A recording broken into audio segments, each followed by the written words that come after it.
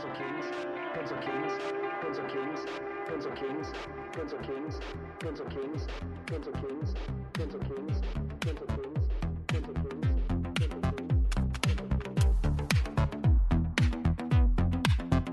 A bad day drawing is better than a good day doing anything else.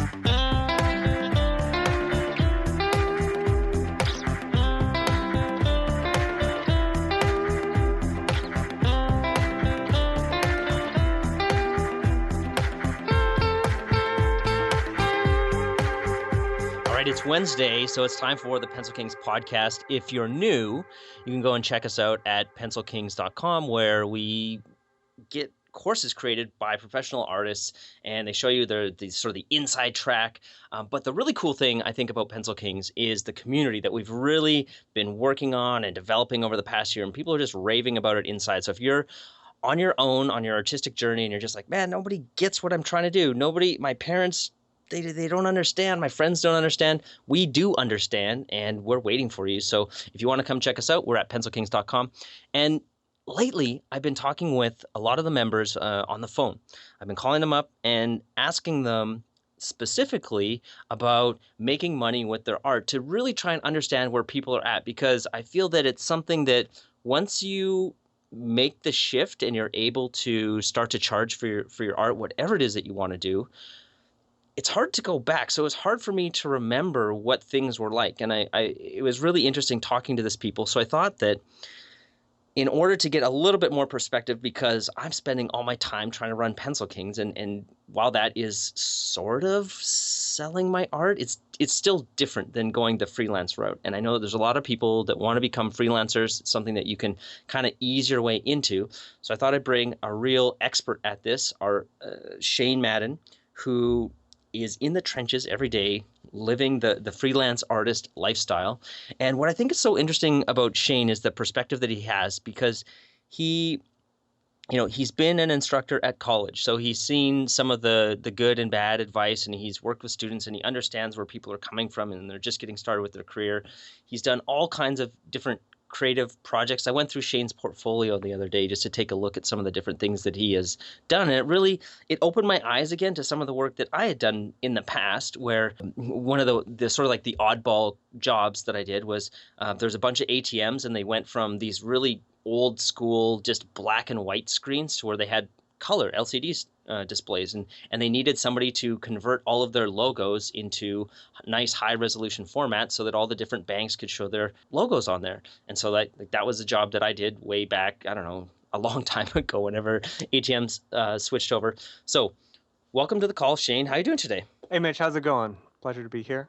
Thank you for having me again. Yeah.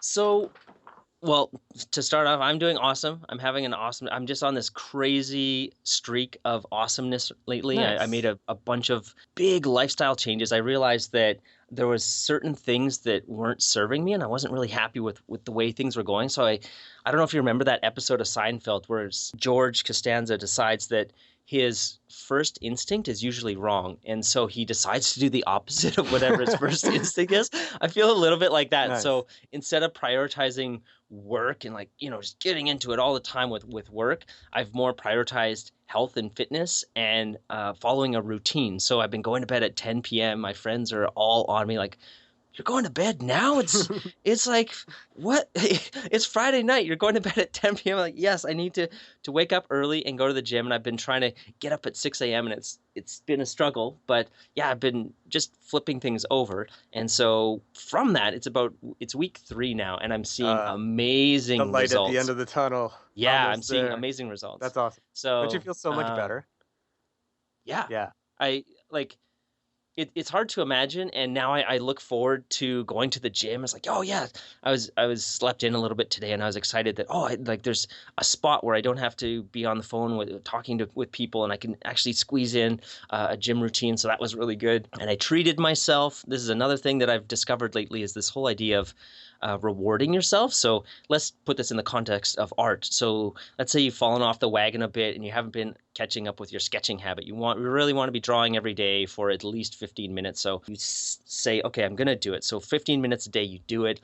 And in that process, you realize this, man, I really I really enjoy listening to music while I'm sketching, but I hate my musical, like my laptop's an old, it has really bad sound. So you decide to reward yourself that if you could make those 2 weeks happen and hit your 15-minute at least 15 minutes of sketching every day, you say, okay, I'm going to go and do it. I'm going to buy those nicer headphones so that I can further enhance my experience of sketching and reward myself. And this is just another thing that's been completely life-changing, this idea of these small, tiny goals and then rewarding yourself. So in my case, I found a pair of wireless Bluetooth, like a wireless Bluetooth headset. Nice. It only cost $30, so it wasn't like it's breaking the bank by any means. Is the sound amazing on them? It's like, it's pretty good, but it allows me to walk around and I'm not catching my phone and having it ripped out and thrown on the floor anymore with wires. So that was really cool. But enough about my stuff. Let's get into this. So one of the things that I found that people believe when they're thinking about making money with their art is that they have this idea of what they want to do. So, and it usually comes down into two things, and it could be because I'm talking to the Pencil Kings community, and there's a lot of these type of people, is they want to do comics and concept art. Yeah. And so I said, okay, well, like, how are your skills? Like, oh, I need to work on my skills more to get there. But there's a whole like slew of jobs out there that aren't that. And so I'd like to explore a little bit what your experience has been like, maybe personal experience or other people or students or whatever, of kind of the hidden job market that's out there for creatives. Yeah, I mean, because I taught college and I taught a lot of students, and a lot of people, I find, especially when you're starting out, everybody has this thing where they want to work for the top tier companies and stuff like that. And that's great, and that's awesome, something to shoot for, but you might not be at that level. So there's tons of other stuff out there for people to work on. I know me personally, when I first graduated, it was like scary and I didn't know where to go, and you say, oh, I want to work on a movie, or I want to work on a comic book. Well, where am I going to go? Am I going to work for Marvel? Am I going to work for DC?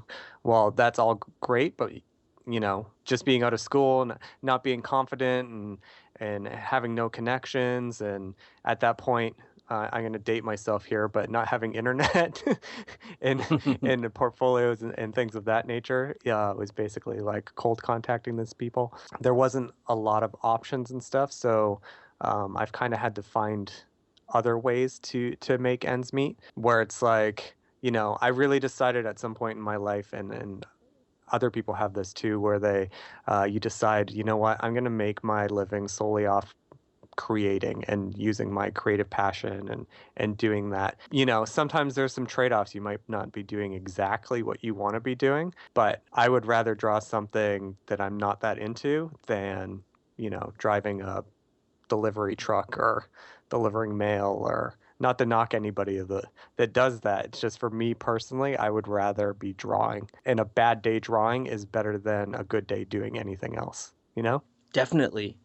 I feel like that's a misconception too, that there's a belief that, well, once I'm working at Marvel or whatever, it's just going to be awesomeness every single day. I'll just love going to work. I'll never have to do something that I'm not interested in. So, for example, me working on Call of Duty. A lot of people play Call of Duty, know Call of Duty. The reality is I'm working on Call of Duty, art directing tables, art directing chairs, art directing what paintings on walls look like. And I didn't feel like there was a whole lot of glamour in that. Right. But these things are all needed in that project. So when I say, oh, I worked on Call of Duty, people are like, oh, that's amazing. If they knew that I was building chairs and stuff, they'd probably be like, what? Yeah. And so, it is really cool to be in that environment, and it is really rewarding. And I definitely agree that it's better. I've had jobs working construction, and I would far rather be working in an art program building chairs than, working in construction. Yeah. But it's not all glamour. Yeah. It's not. And I always tell people, when you're deciding on whether you want to work in a studio or freelance or however, first you want to decide that you want to use your creative passion to make your living. Then you have to decide what it is you're going to actually do with it. And whenever I ask somebody what they want to actually accomplish with their creative goals, usually everything falls into like three categories. There's some outliers or whatever, but there's three main categories that I categorize everybody's kind of goals in. It's either you want to make money, you want to have respect from your peers and other people that do what you do, or you want to have fans and a following and that sort of thing. And you have to pick at least one. Obviously, like I said, most things fall into one of those of what you want to do. You can have all three, and it's great to have all three goals and that sort of thing and push all three along. But you have to pick at least one, and two is probably better. And if that one is anything other than the money, then you really shouldn't be pursuing the freelance route. You should either take one of the other routes, because at the end of the day, you have to pay the bills, whether you're doing it as you love creating and stuff, but at the end of the day, you gotta buy supplies, you gotta, keep the power on, pay for your internet, pay for your phone, support other people if you have to, pay rent, that sort of thing. So making money from your art needs to be definitely one of the goals if you want to take this as a freelance endeavor. If you just wanted to create good artwork and you don't want to have to grind to find that money and you just want to get a job or whatever, then maybe a studio life's for you. Or if that still isn't an endeavor you want, then you can make some money on the side and supplement your income. At least you're doing something creative, and you're fulfilling that need. So maybe you don't want to be full.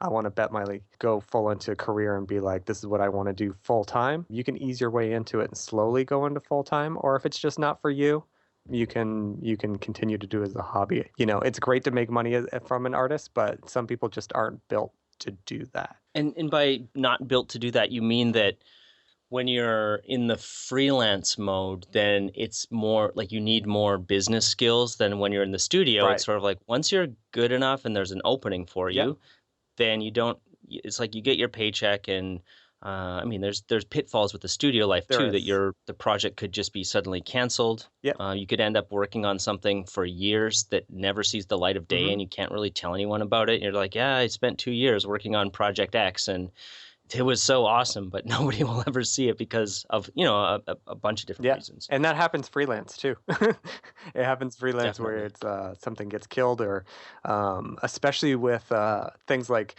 I find a lot of people really want to be like concept artists and stuff, but they don't understand that probably 90% of the work that they created, they'd never be able to show anyone because it's all locked under NDA anyways. So yeah, you're working on, X movie or X video game or whatever, but you can't show much of that work because it's going to live in somebody's drawer somewhere.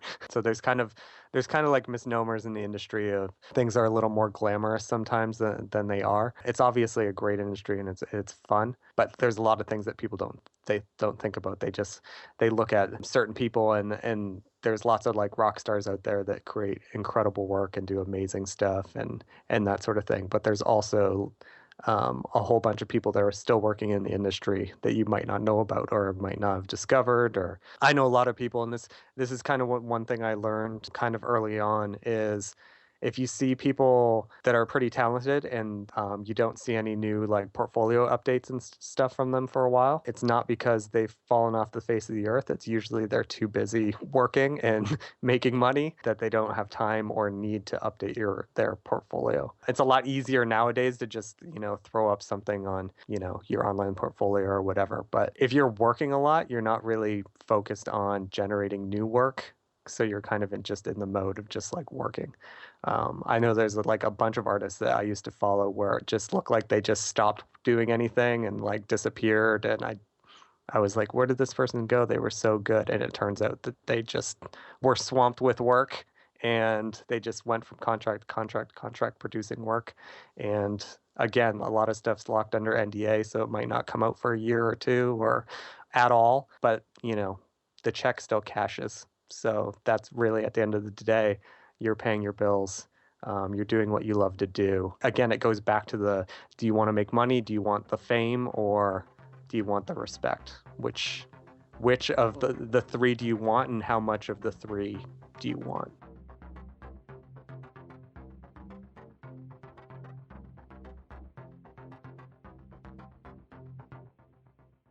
So I guess like just listening to you talk, the way that my career went was that it wasn't intentional, but I was doing freelance. Like I was doing websites for people, or like I talked about before, that ATM thing. I painted signs for bars.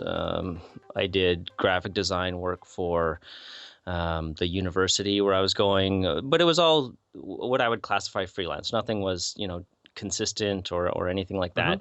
And then from that, I continued to work on my own stuff. It gave me some pocket money, and that was good. And then eventually, I was able to go the studio route.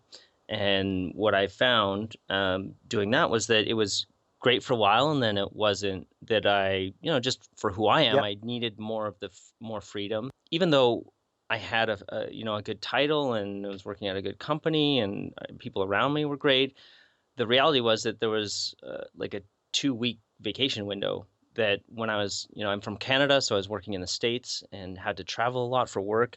And one of those weeks would be taken up by Christmas. And so I really had 1 week of vacation that I could use for myself in the year. Right.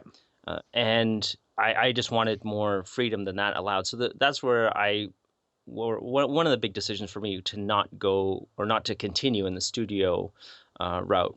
For you, what do you find is really exciting, or why did you choose freelance? Because I feel like for where you're at, you could figure out which company that you wanted to work for and walk into a studio job relatively easily if that was what you wanted. But what are you getting out of the freelance that keeps you here, that other people may not realize about it? Because I feel like there's not enough information around freelance and the benefits or how it's different from other things. I feel like the studio life is fairly well represented, and it's pretty easy to understand. You go and you do your art, and you clock in at 9 and you go home at 5, or if you're in crunch mode or whatever, maybe you go home at 10.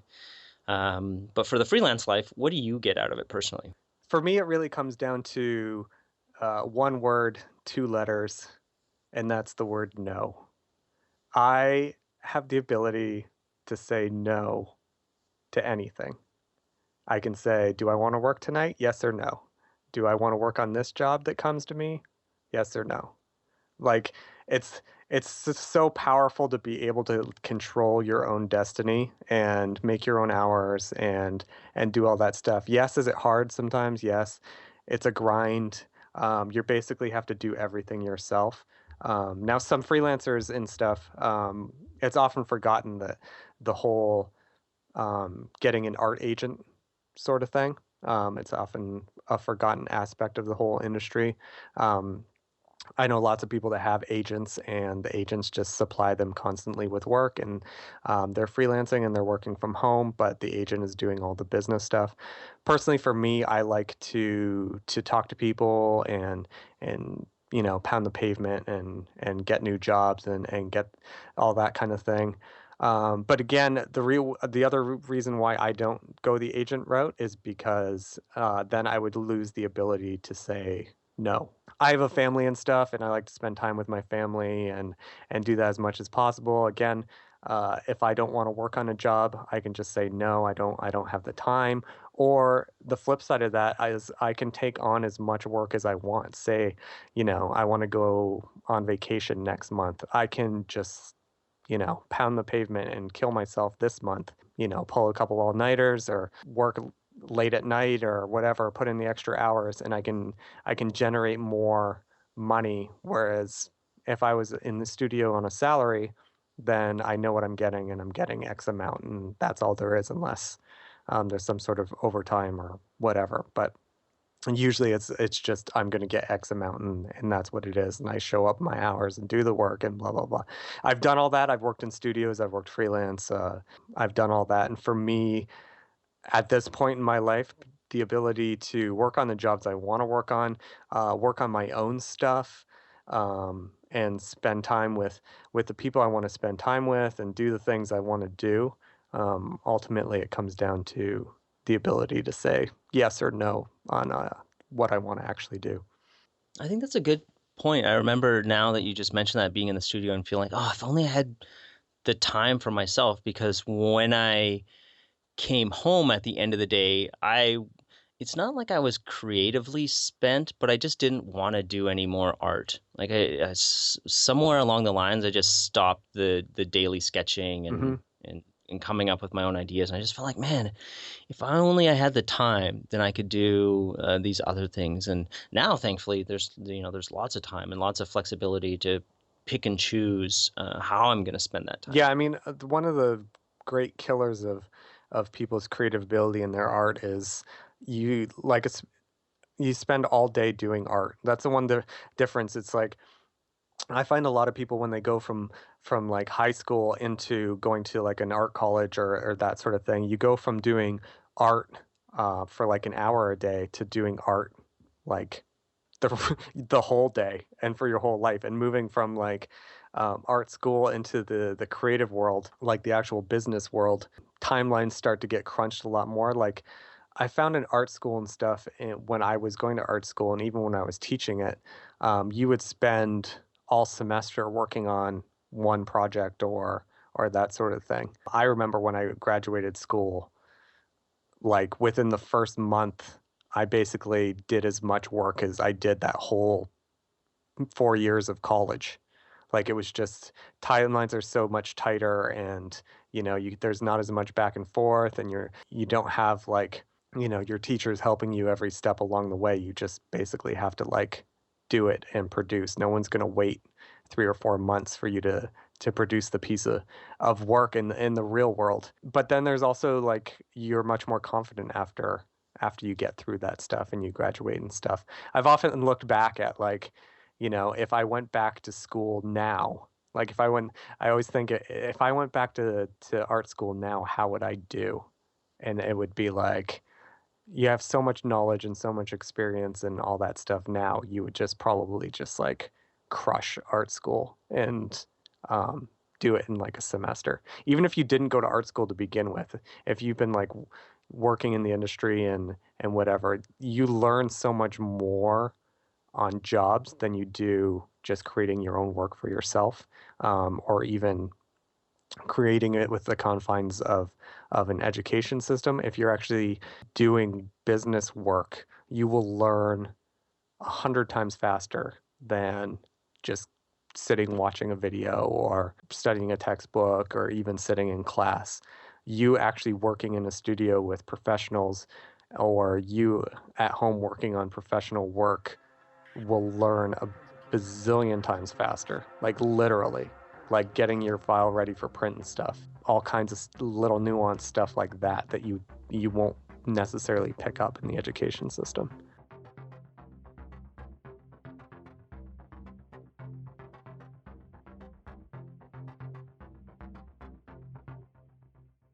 Well, it's interesting that you bring that up, because when I've been talking to people, the recurring things that I've seen is that people say something along the lines of, I'm pretty good. The people around me, they say, like, why aren't you doing something with your art? Like, you're so much better than the thing that you're doing right now.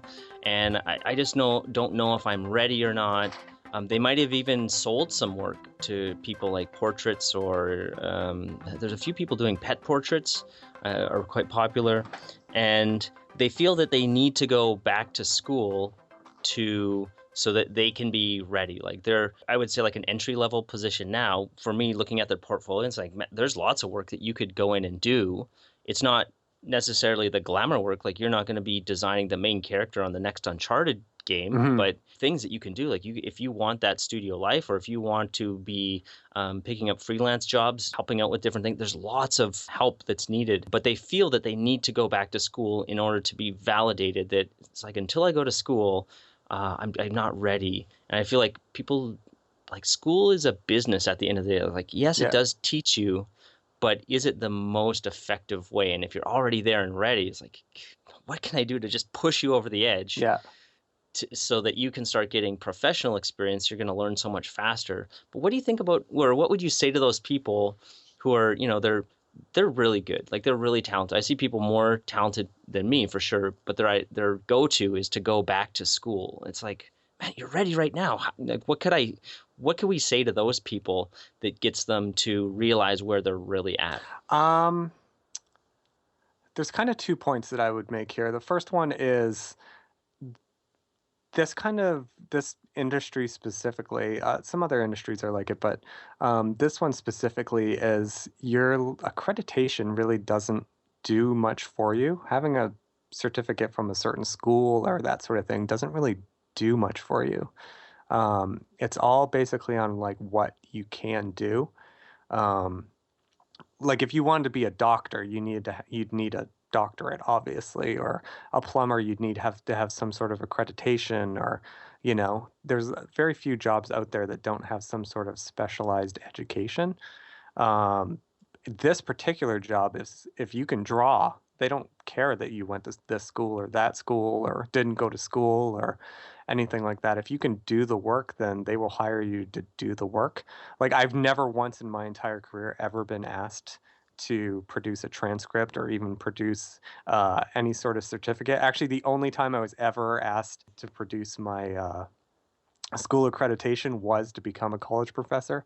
Then they needed it, and I like had to dig it out. I was like, oh, I even had to call my school and be like, can you send over my transcript? Because I don't have it. It's not like a doctor where you walk in the office and they have the certificates all on the wall behind them and that sort of thing.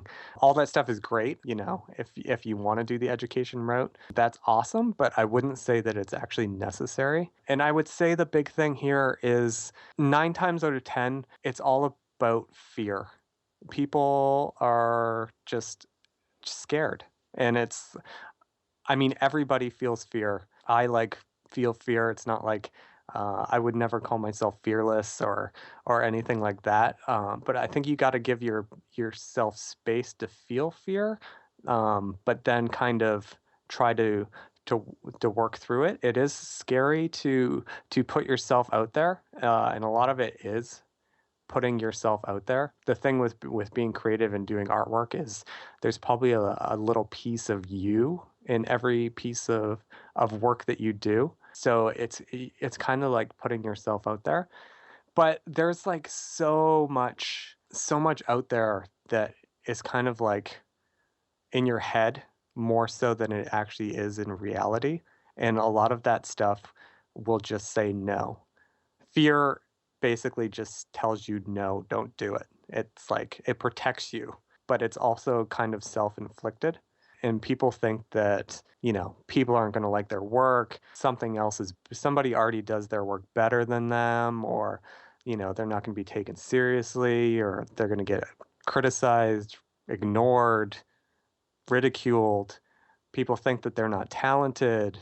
There's so many things to say no, but you kind of have to listen to your heart and listen to yourself and say, I want to do this. Because obviously there's something in you that wants to do it for a reason. And you kind of have to break through those fear barriers. I mean, there's hundreds of things. I could list off hundreds of things like you think you're going to be like a one-hit wonder. You're too old. You're too young. You haven't done your best work yet. You've already done your best work, and now your work is going to be crap. There's literally hundreds of excuses and that you can make, and it's all just fear. And you kind of just gotta you know, put the headphones on, don't listen to the no, and just focus on what you want to do and keep pushing forward with that, because you will come up with 1,000 excuses of why you can't do it, or why you're not ready yet, or why that sort of thing. What you really want to do is get somebody else's opinion, and because somebody else is the one that's going to hire you, and you want to listen to what they actually say. So I read this book. I don't remember what this book was called, but it was talking about startups and things like that. I read a lot of entrepreneur books and that sort of thing. And maybe I'll look it up and we could link it or something. But they were talking about the difference between creators and entrepreneurs. And the creative people, they're really good at generating ideas and creating new things and that sort of thing. But real entrepreneurs and freelancers, there's kind of two things that separate them from other people and other creatives or innovators. And that's number one is perseverance. They're able to take the knocks, they're able to take the no's, they're able to take the rejection and keep moving forward. And then the second thing is they inspire. So you inspire people to hire you for jobs. You inspire people to buy your artwork. You inspire people to buy your products you produce. Your artwork inspires them to do something else. So you look at anything that's kind of like successful, whether it's like the iPhone. What does the iPhone do for you? The iPhone inspires you to do things with the iPhone. You say, look at all the cool things I can do with this iPhone. Look at all the cool things I can do with the Mac. Steve Jobs always talked about like, it wasn't about the computer itself, it was what you can do on the computer. They give you stuff that you can use to create music. You can create artwork. You can create stories. You can create other stuff. So it's not about the actual objects. It's what that object does to inspire you. Look at like successful movies or that sort of thing. Star Wars wouldn't be as successful as if it didn't inspire you to think about space, think about other worlds, think about all that stuff. It's all about inspiring people to do stuff. If you have any objects and stuff that you like buy and it doesn't really inspire you to do something with it, then you just kind of like throw it off to the side. And that's what something you really want to do is you want to make your artwork inspire people to hire you and inspire people to buy your artwork or whatever it is. That's really what you're like striving for if you're going to turn this into a money-making career. Awesome. I love it. Well, we're going to stop here, but just to let you know as a listener what's coming up, we're going to be talking to Shane once a month because I feel like I really want to dive more deeply into the reality of the freelance career. And Shane's doing it every day, and we're going to be back with more interviews with Shane, hearing what he's working on, what he's struggling with, how he's getting past that, how he's getting clients, all kinds of things that what my hope is that it helps you to realize that you're far closer to making that leap to getting paid for your artwork than you might realize. And I hope today, like one of the big takeaways that I think that you can have from what we talked about today, we talked about a lot of things, but the one that really stuck out to me is when Shane was talking about all these reasons why you can't do it. When I was asked the question, like, people feel like they need to go back to school or they need to go to school before they're ready, even though the people around you might tell you that you're amazing and that you should be doing more with your art. And so what I would like to challenge you is to take a piece of paper and all the reasons why you can't do it, but how about you write out all the reasons why you can do it and what that would mean to you if you did it. We talked about a few things that all of a sudden you can have more free time, or you have the ability to say no to things so you can say yes to other things. So if you want to say yes to more time with your family, then you can say no to more work. And that's one of the things that comes once you're able to establish your freelance career. So what are all those things, what are all those reasons why it could work for you? Like what do you have going for you right now to help you get started to think more in the positive path instead of getting stuck in the negative, all the reasons why you can't? If we lived in all these reasons why we can't do things, nothing is going to happen. So start to transition your mindset to think more positively and like all the good things that could happen and all the reasons why you can do it. It might be that you have a lot of free time right now for whatever reason. Maybe you got laid off at work and you're like, well, that's a huge reason why you could make it happen right now, because all of a sudden where you used to have to go 9 to 5 to a job, now you've got time to make this happen. So yeah, I'll leave you with that. Any last words, Shane, before we finish off? Yeah, I just want to tack onto that. Just visualize yourself being successful at what that is, and think about all the stuff, all the opportunities that would come through you being successful. Is another great way to kind of visualize it. Just as another thing, it's like, I know I've told you this before, but it's like when people say, oh, I want to be rich, it's like, okay, you ask them why, like what it is that about being rich. And it's not that people want the actual money, it's they want the freedom that the money gives them. So a great way to do it is to, think about all the things that you would do if you're were successful. So you say, okay, I am a successful concept artist. What does that allow me to do? What does my life look like? And just like give yourself a day in the life of schedule of yourself and being successful and what that would look like and what that would allow you to do and that sort of thing.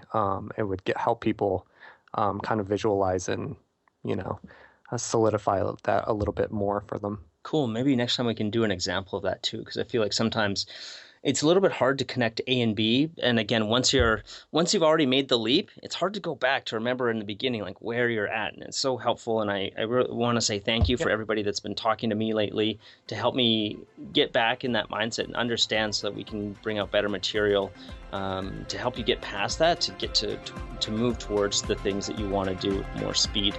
So thank you very much, Shane. As usual, you can go and find show notes for this if you go to pencilkings.com/podcast. You're at shanemadden.com, correct? Yes.